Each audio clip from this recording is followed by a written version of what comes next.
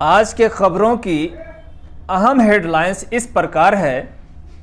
UP के हथरस में आयुर्वेदिक और यूनानी डॉक्टरों की क्लिनिक पर लगातार हो रही छापेमारी से डॉक्टर और आम मरीज हो रहे हैं परेशान। मद्रास हाई कोर्ट ने एक फैसले में कहा कि आयुष डॉक्टर अपनी दवा के साथ लिख सकते हैं एलोपैथिक दवाई। एनटीए ने AIAPJET 2022 का प्रोग्राम जारी किया। 18 अगस्त तक फॉर्म भरने की आखिरी तारीख। आयुष मंत्री श्री सर्बानंद सोनोवाल ने किया NIUM गाजियाबाद का निरीक्षण। इसमें होगी PG और PhD की पढ़ाई। NIUM गाजियाबाद में MO यूनानी के पोस्ट के लिए वॉक इन इंटरव्यू 6 और 7 अगस्त को। बिहार में 3270 आयुष चिकित्सकों की बहाली पर अब सुप्रीम कोर्ट की शरण में 1 अगस्त को हो सकती है सुनवाई। तिब्बी कॉलेज पटना मना रही है 96 फाउंडेशन डे।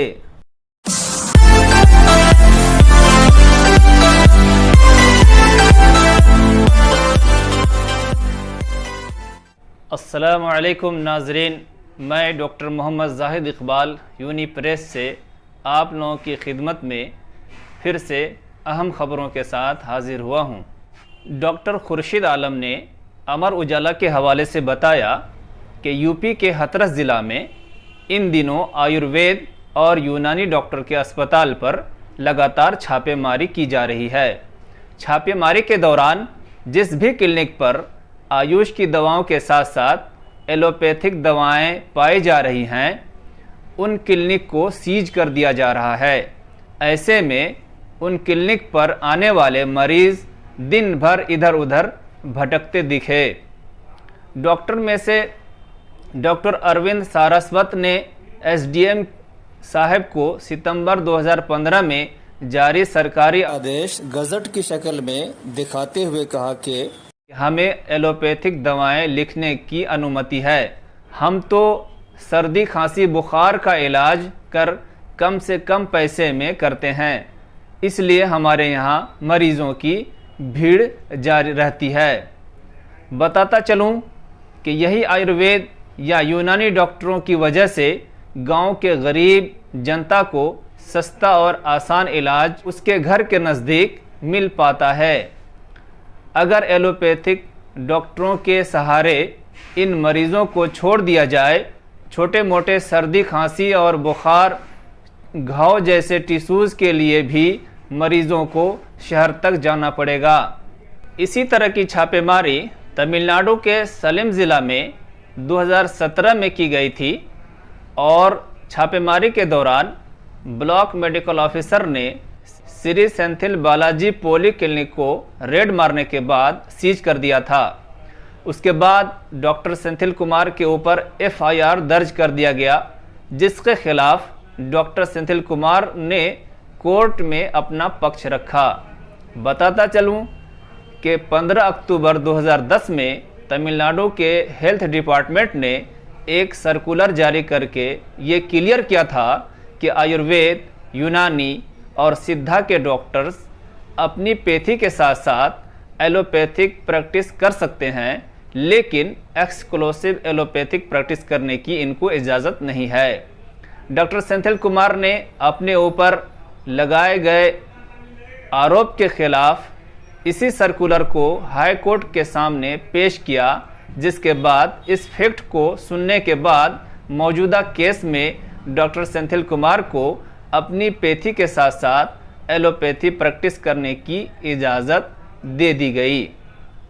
ये सुनवाई जस्टिस RMT टेगारेमन के बेंच में हुई, जिसका फैसला 22 जुलाई 2022 को आया। नेशनल टेस्टिंग एजेंसी NTA ने AIAPJET 2022 के लिए डेट का ऐलान कर दिया है। 24 जुलाई 2022 से 18 अगस्त 2022 तक ऑनलाइन एप्लीकेशन फॉर्म भरा जाएगा। फॉर्म भरने के बाद पेमेंट करने की आखिरी तारीख 19 अगस्त रात 11:50 तक है। और फॉर्म में किसी भी तरह की गलती को सुधारने के लिए 20 और 22 अगस्त के बीच मौका दिया जाएगा।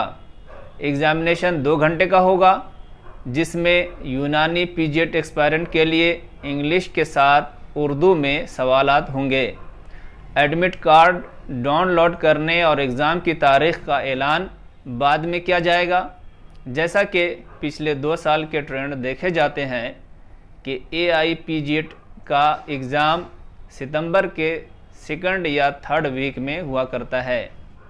आयुष मिनिस्टर श्री सर्बानंद सोनोवाल ने 24 जुलाई 2022 को NIUM गाज़ियाबाद का इंस्पेक्शन किया। इस मौके पर केंद्रीय सड़क व परिवहन और राजमार्ग मंत्री व सांसद श्री VK सिंह भी मौजूद थे।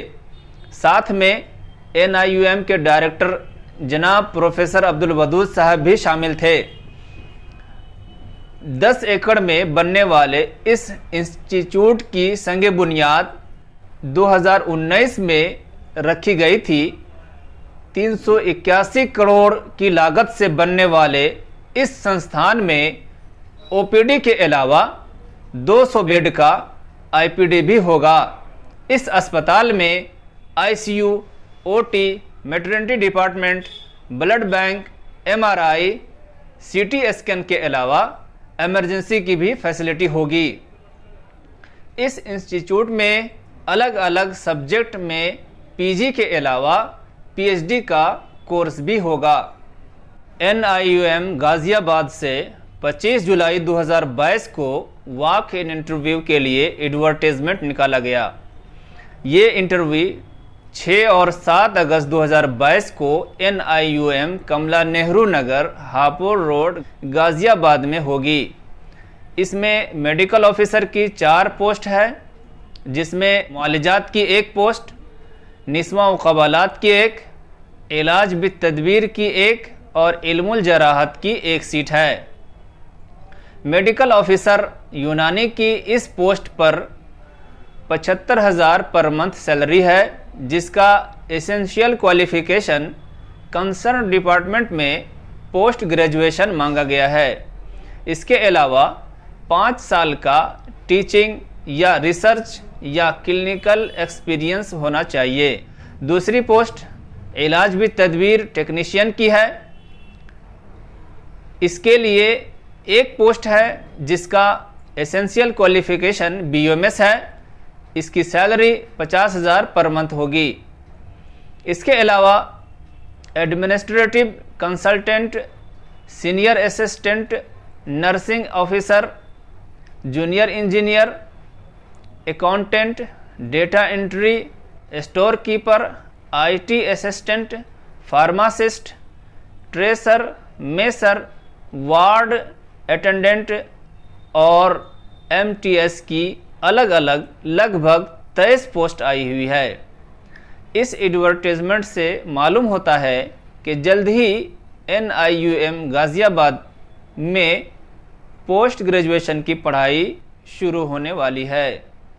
बिहार में 2020 में 3270 आयुष डॉक्टरों की पोस्ट आई थी, जिसकी काउंसलिंग 2022 में हो चुकी है, लेकिन इस पोस्ट पर बहाली अब तक नहीं हो पाई है। डॉक्टर अब्दुल्ला अंसारी साहब ने बताया कि 3270 पोस्ट पर सुप्रीम कोर्ट की केस की वजह से स्टे लगा हुआ है। बताता चलूं कि होम्योपैथी डॉक्टर ने सीट शेयरिंग में अपना शेयर बढ़ाने के लिए सुप्रीम कोर्ट में केस कर रखा है, जिसकी पहली हेयरिंग 9 मई को हुई थी। अब दूसरी हेयरिंग का डेट 1 अगस्त को है। डॉक्टर अब्दुल्ला साहब ने बताया कि इस सीट शेयरिंग के लिए जो केस होम्योपैथी ने सुप्रीम कोर्ट में किया है, इससे सीधा असर और नुकसान यूनानी डॉक्टरों को होने जा रहा है। ऐसी सूरत में बिहार के एसोसिएशन ऑफ यूनानी फिजिशियन ने इस केस में इंटरवेन किया है। उन्होंने बताया कि इस सिलसिले में लगातार बिहार में मीटिंग का सिलसिला चल रहा है। एसोसिएशन ऑफ यूनानी फिजिशियन ने पिछले दिनों NUMCH गया में वहां के फैकल्टी के साथ मीटिंग की थी। उसके बाद 23 तारीख को गवर्नमेंट तिब्बी कॉलेज पटना में फैकल्टी की मीटिंग बुलाई गई। 24 जुलाई को पटना में जनरल बॉडी मीटिंग बुलाई गई और फिर 25 तारीख को SUMCH दरभंगा में भी स्टूडेंट, फैकल्टी और एडमिनिस्ट्रेशन के साथ बैठक हुई और ये बैठक का दौर लगातार जारी है। उम्मीद की जाती है कि एसोसिएशन ऑफ यूनानी फिजिशियन इस केस को गंभीरता से लेते हुए उसकी तैयारियों के लिए लगातार मीटिंग का दौर कर रही है। उम्मीद की जाती है कि 1 अगस्त को सुनवाई हुई तो इसके बाद बहाली का रास्ता साफ हो जाएगा। गवर्नमेंट तिब्बी कॉलेज पटना 29 जुलाई 2022 को 96 फाउंडेशन डे मना रही है। इस कॉलेज का क़याम 29 जुलाई 1926 में अमल में आया।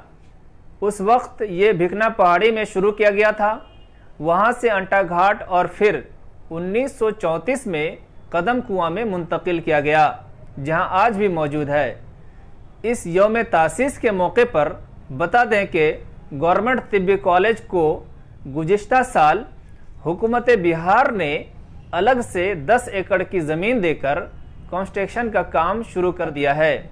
लिहाजा आने वाले कुछ सालों में ये कॉलेज अगम कुआं में शिफ्ट हो जाएगी। प्रोग्राम की सदारत कॉलेज के प्रिंसिपल प्रोफेसर तबरेज़ अख्तर लारी साहब ने की और इफ्तिताही प्रोग्राम के बाद साइंटिफिक सेशन में लेक्चर भी हुए।